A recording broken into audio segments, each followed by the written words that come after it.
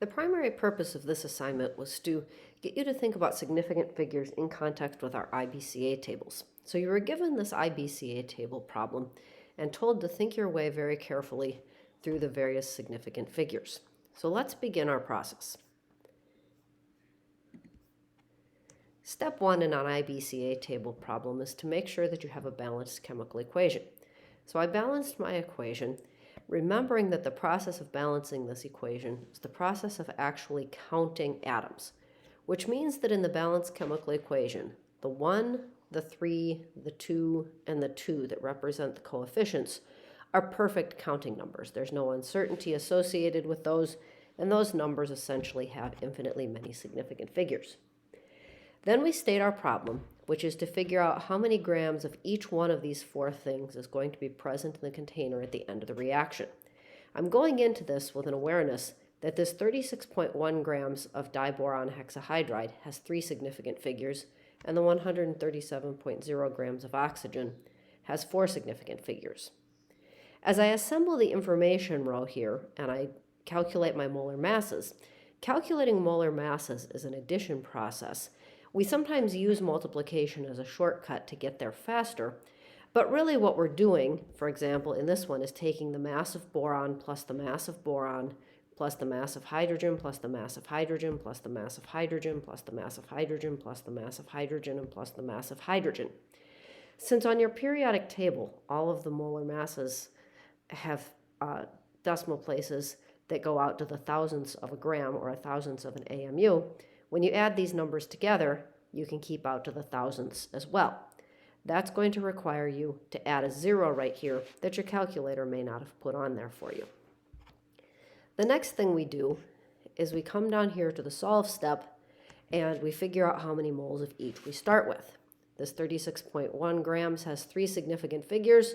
My molar mass, being kept out to the thousandths place, has five significant figures. So when I do my multiplication and division operations, that says I should keep three significant figures in my answer there, and I have to record that as 1.30 moles of B2H6, which I then stuck right back up there into the before row. I do the same thing with my grams of oxygen. I have four significant figures divided by five significant figures, so I keep four significant figures in my answer, and I pull that number right up there as well. These zeros for the products are perfect zeros. I have exactly none of either of the products when this reaction starts.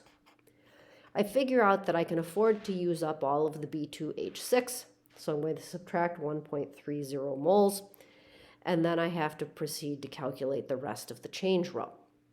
So we have a 3-to-1, a 2-to-1, and a 2-to-1 ratio, remembering that the 3, the 1, the 2, the 1, the 2, and the 1 all have infinitely many significant figures, so the significant figures are controlled by this 1.30. So when I multiply the 1.30 by 3, I have to keep three significant figures, and I now have that I'm going to spend 3.90 moles of oxygen, and I'm going to gain 2.60 moles of the boric acid and 2.60 moles of the H2O. Again, you have to be aware of that 0 on the end. Your calculator doesn't show it, but to have the three significant figures, you need to put that there. Our next move is an addition-subtraction move.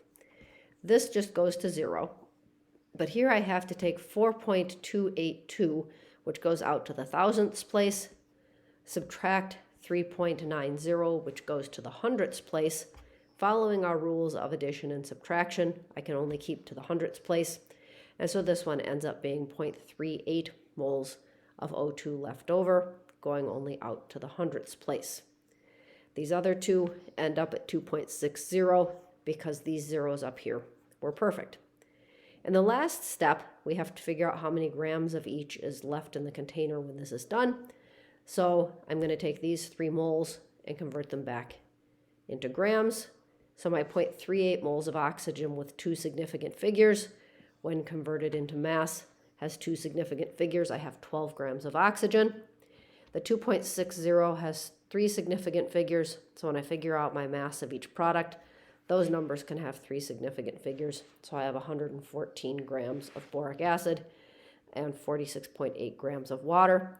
So all told, in the container after the reaction will be 0 grams of the diboron hexahydride, 12 grams of leftover oxygen, 114 grams of boric acid, and 46.8 grams of water.